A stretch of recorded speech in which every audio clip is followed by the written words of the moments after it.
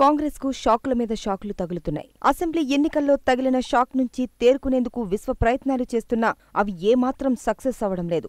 Parliament ఎన్నికలు దేవుడెరుగు. గెలిచిన 20 మంది ఎమ్మెల్యేలను కాపాడుకోవడానికే నానా తంటాలు పడుతున్నారు టీపీసీసీ నేతలు. గెలిచిన ఎమ్మెల్యేలు ఒక్కొక్కరుగా అధికార పార్టీ వైపు అడుగులు వేస్తున్నారు. ఇప్పటికే రేగా కాంతారావు, ఆత్రం సక్కు కారెక్కారు. తాజాగా మరో కీలక నేత సబితా ఇంద్రారెడ్డి సైతం టీఆర్ఎస్లో చేరేందుకు రంగం సిద్ధం చేసుకుంటున్నారు. అసెంబ్లీలో మహిళా మంత్రులు లేరనే ఆమె ప్రశ్నకు కేసీఆర్ 2 మహిళలను కేబినెట్లోకి తీసుకుంటామని చెప్పారు. అయితే అందులో ఒక పదవి సబితమ్మకే అని అప్పట్లో జోరుగా ప్రచారం జరిగింది. దీంతో ఆమె కారెక్కేందుకు రెడీ అయింది.